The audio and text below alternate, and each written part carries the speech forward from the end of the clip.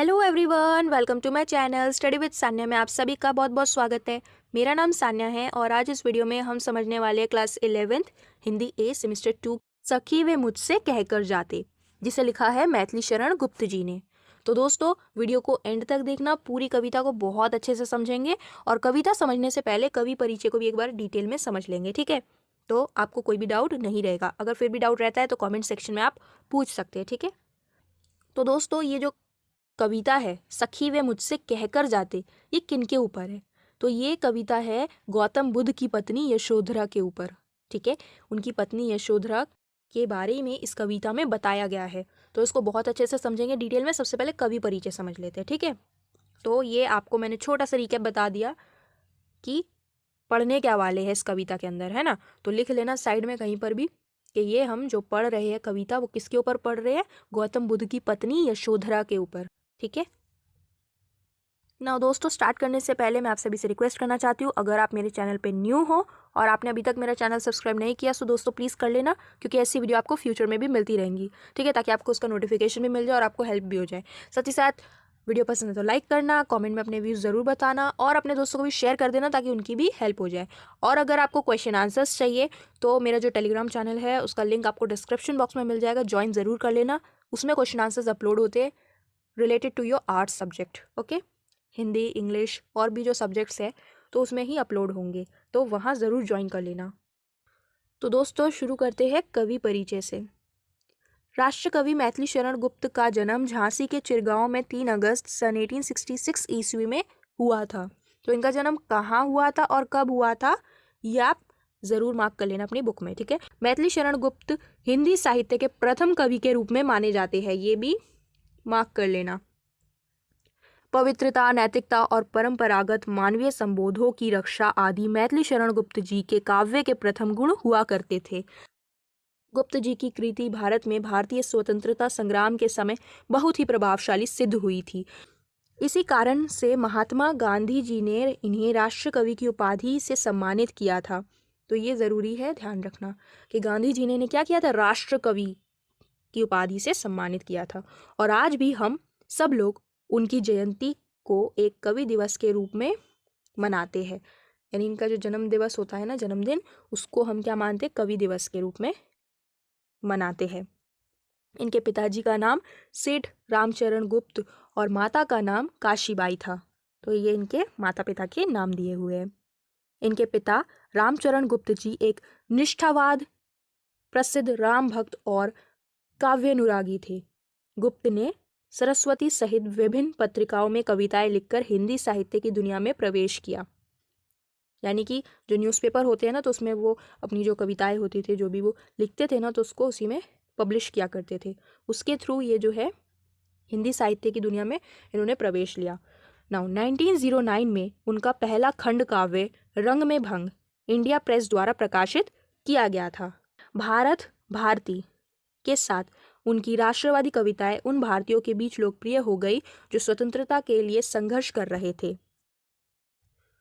उनकी इस पुस्तक में उन्हें राष्ट्रवादी कवि की पदवी प्रदान की।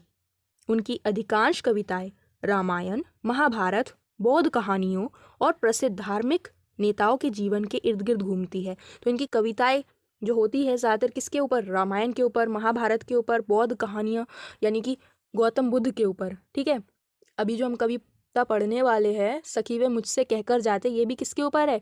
गौतम बुद्ध के ऊपर, है ना। तो ये धार्मिक जो होती है, प्रसिद्ध धार्मिक नेताओं के जीवन के इर्द गिर्द घूमती है, यानी उससे रिलेटेड होती है। उनकी प्रसिद्ध कृति साकेत रामायण के लक्ष्मण की पत्नी उर्मिला के इर्द गिर्द घूमती है, जबकि उनकी दूसरी कृति यशोधरा गौतम बुद्ध की पत्नी यशोधरा के इर्द गिर्द घूमती है। तो जो आज हम कविता पढ़ने वाले उसमें आपको दिखाई देगा गौतम बुद्ध की पत्नी यशोधरा के बारे में इसमें बात की गई है कविता में पूरी, है ना। उनकी कृतियों में देश का अतीत, वर्तमान और भविष्य बोलता है। अब इनकी रचनाओं के बारे में देखो, लिखा हुआ है वे मानववादी, नैतिक और सांस्कृतिक काव्यधारा के विशिष्ट कवि थे। उनके 2 महाकाव्य, 20 खंड काव्य, 17 गीति काव्य, 4 नाटक और गीति नाट्य, 2 संस्मरणात्मक गद्य कृतियाँ, 4 निराख्यानाक निबंध और 18 अनुदित रचनाएं उपलब्ध है। दोस्तों अब इनकी प्रमुख कृतियाँ महाकाव्य जो इन्होंने लिखी है उसके बारे में देखें। साकेत कब पब्लिश हुई थी ये भी लिखा हुआ है यहाँ पे डेट। खंड काव्य, रंग में भंग, जयद्रथ वध, शकुंतला, पंचवटी, किसान, सैरंध्री, वक संहार, वन वैभव, शक्ति, यशोधरा, द्वापर। ये जो हम पढ़ने वाले आज कविता ये यशोधरा का ही एक भाग है। ठीक है। मैथिली शरण गुप्त जी का देहावसन 12 दिसंबर 1964 को चिरगांव में ही हुआ। तो इनका जन्म भी चिरगांव में हुआ था और इनका देहावसन भी चिरगांव में ही हुआ। इनके स्वर्गवास से हिंदी साहित्य को जो शक्ति पहुंची उसकी पूर्ति संभव नहीं है। तो दोस्तों यहाँ पे हमारा कवि परिचय कंप्लीट होता है। दोस्तों कविता को समझने से पहले कविता की जो पृष्ठभूमि है उसे जानना बहुत ज़्यादा ज़रूरी है आपके लिए, ताकि आपको समझ आए पूरी कविता। ठीक है। तो सबसे पहले आप उसको समझ ले, देन उसके बाद कविता को स्टार्ट करते हैं। देखिए, सखी वे मुझसे कहकर जाते कविता मैथिली शरण गुप्त द्वारा रचित महाकाव्य यशोधरा का एक भाग है। यानी मैथिली शरण गुप्त जी ने जो है महाकाव्य लिखा है यशोधरा। तो ये यशोधरा जो महाकाव्य है ना उनका, तो उसी का एक भाग है, उसका एक पोर्शन है ये कविता। ठीक है। तो यशोधरा तो बहुत बड़ा महाकाव्य उन्होंने लिखा था, तो उसी में से छोटा करके आपको एक कविता दी गई है। ठीक है। यशोधरा महाकाव्य राजकुमार सिद्धार्थ के महात्मा बुद्ध बनने की यात्रा पर आधारित है।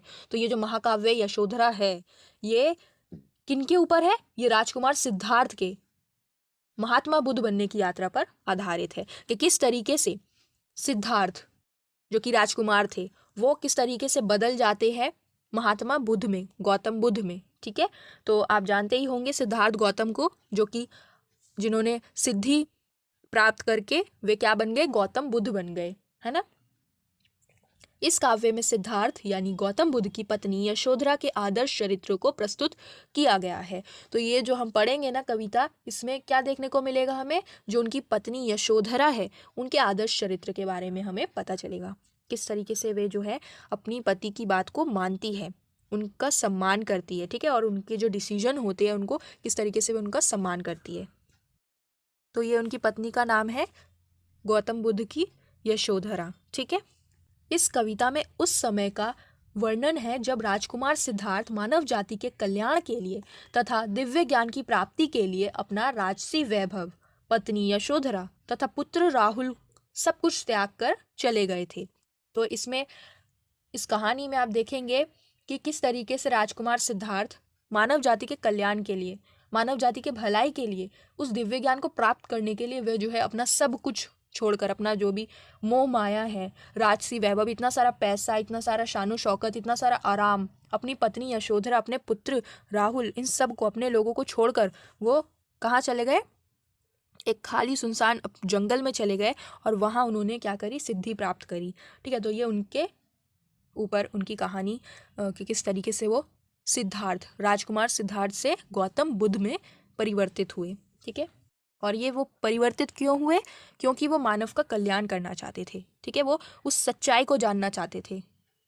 अब प्रश्न ये उठता है कि उन्होंने घर क्यों त्याग कर दिया? ठीक है। तो उसके पीछे एक कहानी है। तो वो कहानी क्या है? देखो, सिद्धार्थ राजा शुद्धोधन के बेटे थे। सिद्धार्थ किसके पुत्र थे? राजा शुद्धोधन के। उनके जन्म के समारोह पर विद्वानों तथा साधुओं ने भविष्यवाणी की कि ये बच्चा या तो महान राजा बनेगा या तो बहुत बड़ा सन्यासी या तपस्वी बनेगा। तो यानी कि जब सिद्धार्थ का जन्म समारोह हो रहा था, तो उनके जन्म के समारोह पर, मतलब जब उनका जन्म हुआ तब बहुत सारे विद्वान आए, साधुएं आए। तो उन्होंने क्या भविष्यवाणी की उनके बारे में, सिद्धार्थ के बारे में, कि ये बच्चा या तो क्या बनेगा? बहुत महान राजा बनेगा, या फिर वो क्या बनेगा? एक सन्यासी बनेगा। ठीक है। तो अतः राजा शुद्धोधन ने उनके हर सुख सुविधा का इंतजाम राजमहल के अंदर ही किया। देखो, जो सिद्धार्थ गौतम है ना, वो उनकी एकमात्र संतान थी राजा शुद्धोधन की। इससे पहले उनको कोई भी संतान प्राप्ति नहीं हुई थी। तो उन्होंने बहुत कोशिश करी परंतु उनको संतान नहीं मिल रही थी। फिर उन्होंने बहुत पूजा पाठ करवा के उनको ये संतान प्राप्त हुई थी। ठीक है। तो यानी कि अब वो ये नहीं चाहते थे कि उनका जो पुत्र है वो एक सन्यासी बन जाए। ठीक है। वो सब घर पाठ छोड़कर, अपना राजपाट छोड़कर वो किसी सन्यास ग्रहण कर ले, है ना। तो कोई भी पिता नहीं चाहेगा कि उनका बेटा क्या बने? एक सन्यासी बने। वो तो यही चाहेंगे ना कि जो उनका राजपाट है उसको उनके बाद उनका बेटा चलाए, है ना। तो कोई भी राजा नहीं चाहेगा।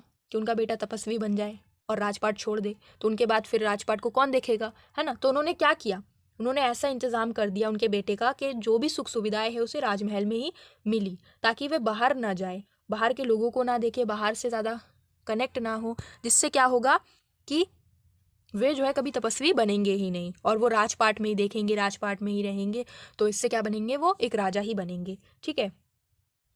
उनका विवाह यशोधरा से हुआ और उनका एक पुत्र हुआ जिसका नाम राहुल था।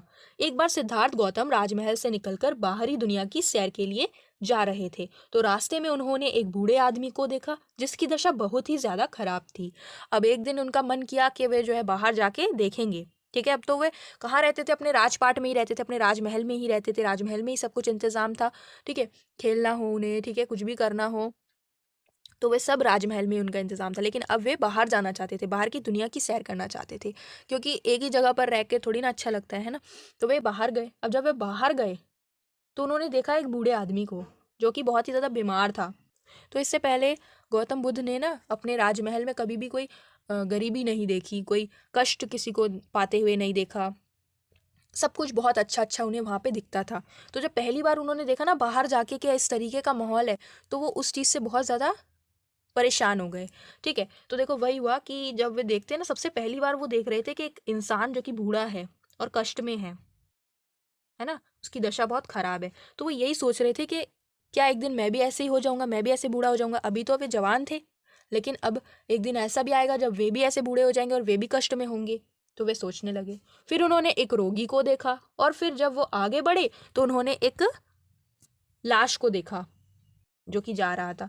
तो उनके दिमाग में आया कि एक दिन मैं भी बूढ़ा होऊंगा, मेरी भी दशा ऐसी होगी, एक दिन मैं भी कभी ना कभी बीमार पड़ूंगा, एक दिन जो है मेरी भी लाश जाएगी। ठीक है। मतलब इनकी भी मृत्यु हो जाएगी। तो इससे पहले ना जब वे सैर के लिए नहीं गए थे तो इससे पहले इन्हें इन सब बातों के बारे में कोई भी ज्ञान नहीं था। ठीक है, कि ये सब भी होता है। लेकिन जब वे सैर के लिए गए तब जाके उन्हें ये संसार का दुख दिखाई दिया, कष्ट दिखाई दिया। तो उन्हें लगा कि ये सब तो मेरे साथ भी होगा, है ना।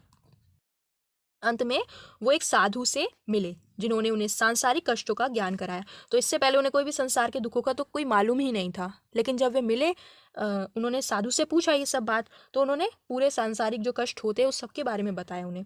इन सारे दृश्यों को देखकर सिद्धार्थ बहुत ज्यादा विचलित हुए और सांसारिक कष्टों के निर्वाण के तथा दिव्य ज्ञान की प्राप्ति के लिए, जिससे लोगों का कल्याण हो, इसके लिए सिद्धार्थ अपनी सुंदर सी पत्नी यशोधरा तथा अपने बालक राहुल को आधी रात के समय सोता हुआ छोड़कर वन की ओर चल पड़े। वर्षों तक कठोर साधना करने के पश्चात बोध गया बिहार में बोधि पेड़ के नीचे उन्हें ज्ञान की प्राप्ति हुई और वे सिद्धार्थ से गौतम बुद्ध बन गए। तो दोस्तों, ये थी महात्मा बुद्ध के जीवन की कहानी कि किस तरीके से सिद्धार्थ महात्मा बुद्ध में परिवर्तित हो गए और एक महान राजकुमार से एक महान सन्यासी बने। अब देखो यहाँ पे क्या होता है, कविता में सिद्धार्थ यानी गौतम बुद्ध की पत्नी यशोधरा को जब पता चलता है कि उनके पति सत्य और निर्वाण की खोज में उन्हें बिना बताए चुपचाप घर त्याग कर चले गए हैं, तो वो अपनी एक सखी के सामने अफसोस और दुख प्रकट करती है और कहती है कि यदि वे उन्हें बताकर जाते तो वे उनके मार्ग में बाधा नहीं बनती, बल्कि खुशी खुशी उन्हें जाने देती। तो ये जो कविता हम पढ़ने वाले हैं, सखी वे मुझसे कहकर जाते, ये यशोधरा के बारे में है। यशोधरा अपनी इस सखी से कहती है बात करते हुए कि अगर गौतम बुद्ध यानी सिद्धार्थ गौतम अगर मुझे बताकर जाते कि वे जा रहे हैं सत्य और निर्वाण की खोज में, तो वे कभी भी उन्हें जाने से मना नहीं करती, कभी भी नहीं रोकती, बल्कि उनको खुशी खुशी विदा करती। लेकिन उन्होंने ऐसा नहीं किया। वे उन्हें छुपकर बिना बताए चुपके चुपके चले गए, जो कि इस चीज़ का उन्हें बहुत ज़्यादा दुख है यशोधरा को, और वे उस चीज़ के लिए बहुत ज़्यादा क्या है, कष्ट में है। ठीक है, तो यही हम पढ़ेंगे।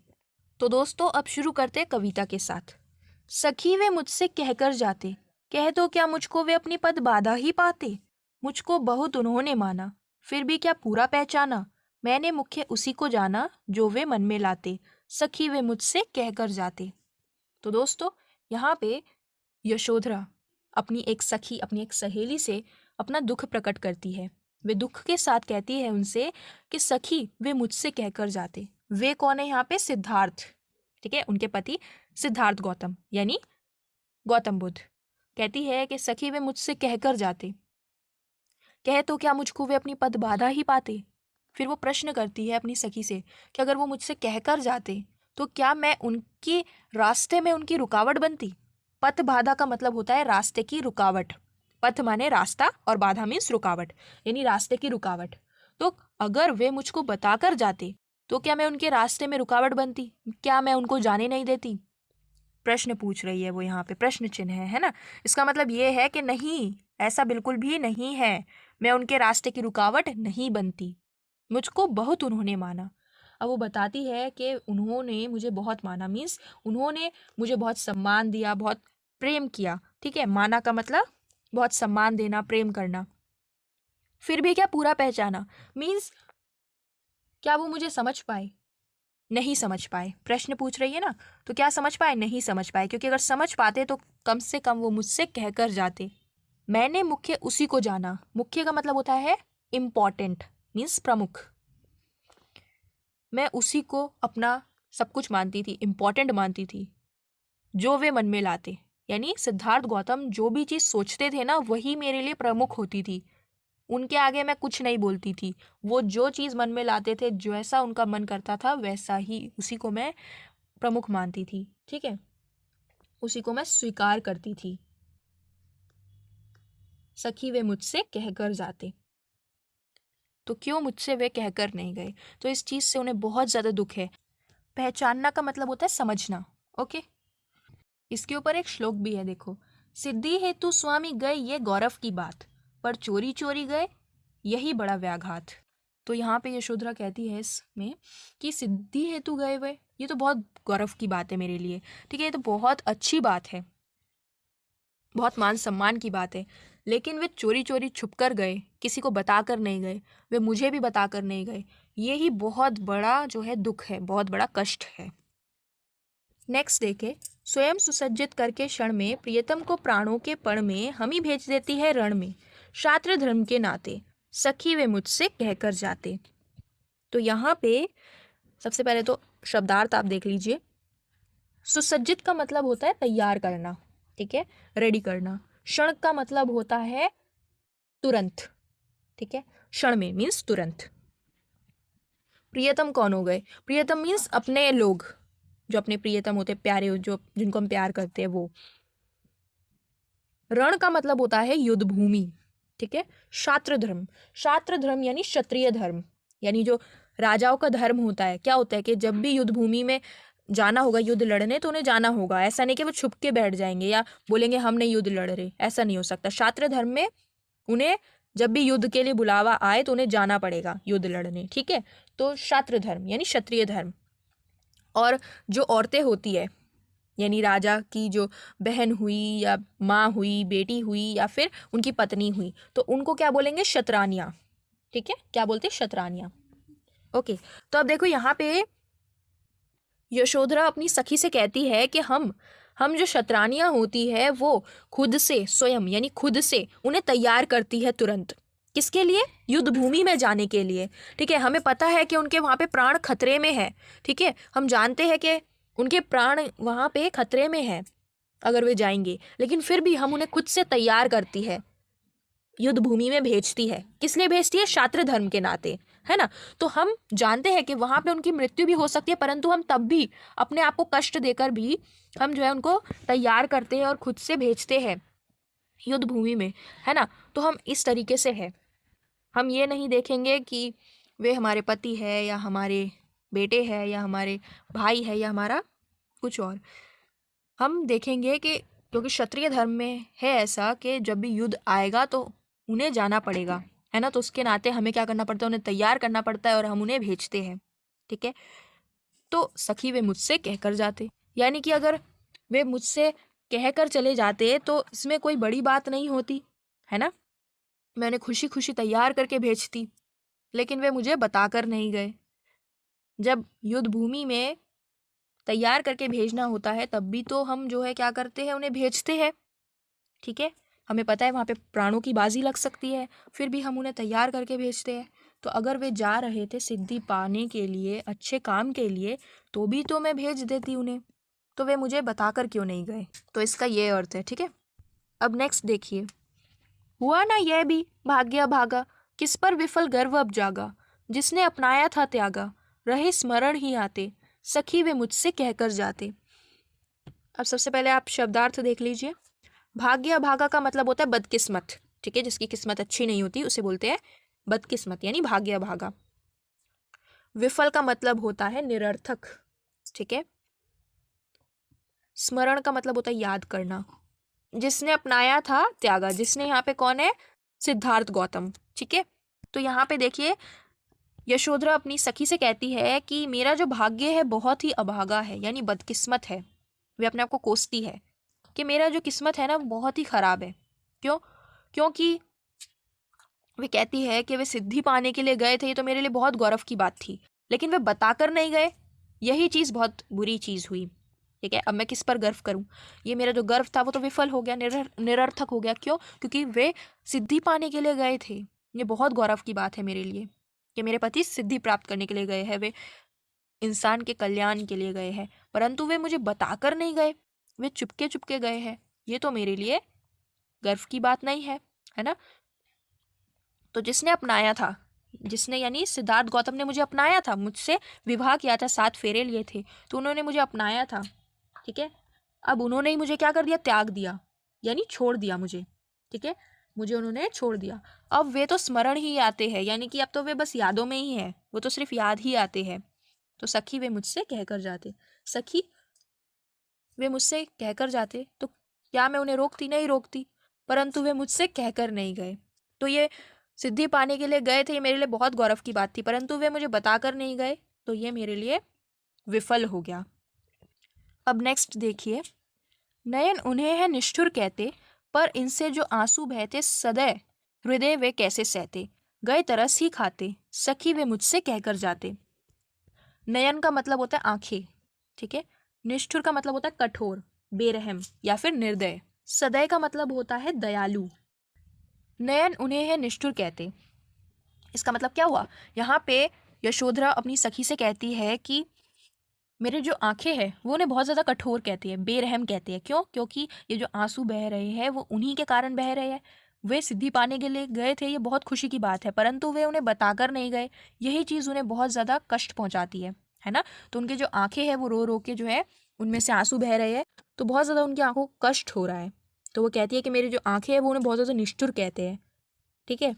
पर इनसे जो आंसू बहते, अब वो ये भी कह रही है फिर उसके बाद कि लेकिन जो ये आंसू बह रहे हैं ना, ये जो आंसू बह रहे हैं कि वो चले गए, ये जो आंसू है वो बहते मेरे जब वो रहते, और अगर मान लो वो मुझे बताकर जाते तो मैं रोती, तो वे उस चीज़ को कैसे सहते, उस चीज़ को वे कैसे सहते, ठीक है। वो इतने दयालु है कि वो उस चीज़ को कैसे सह पाते, मेरी आंखों से जब आंसू निकलते। तो इसलिए ऐसा हो सकता है कि वो मुझ पर तरस खाकर गए हो, वे मुझ पे तरस खाकर गए हैं। सखी वे मुझसे कहकर जाते, यानी उन्हें मुझ पर तरस आ गया होगा। यही चीज़ उन्होंने सोची होगी कि जब वे उन्हें बताएंगे, गौतम बुद्ध अपनी पत्नी यशोधरा को बताकर जाएंगे कि वे जो है सिद्धि पाने के लिए जा रहे हैं, तो शायद वे जो है अपने आंसुओं को नहीं रोक पाती, ठीक है, और उनकी आंखों से आंसू आ जाते कि वे उनको छोड़कर जा रहे हैं, ठीक है। तो इसलिए शायद वे उनके आंसू नहीं देख सकते, गौतम बुद्ध वे उनसे बहुत प्रेम करते हैं, तो वे उनके आंखों से आंसू गिरता हुआ नहीं देख सकते। इस वजह से वे क्या है, वे उन्हें बिना बताए गए हैं, ताकि उन्हें देखने ना पड़े उनके आंसू, यशोधरा के, अपनी पत्नी के आंसू उन्हें देखने ना पड़े। इस वजह से वे उन पे तरस खा कर गए हैं। तो ऐसे करके वो क्या कर रही है, अपने पति को डिफेंड भी कर रही है, बता रही है कि मेरे जो आंखें हैं वो रो रो कर बहुत ज़्यादा कष्ट पहुंच रहा है उन आंखों को, वे उन्हें बहुत ज़्यादा निष्ठुर कह रहे हैं, कठोर कह रहे हैं, कठोर हृदय वाला। लेकिन परंतु वे जो सिद्धार्थ है, क्या वे मेरे आंखों से आंसू बहता हुआ देख पाते?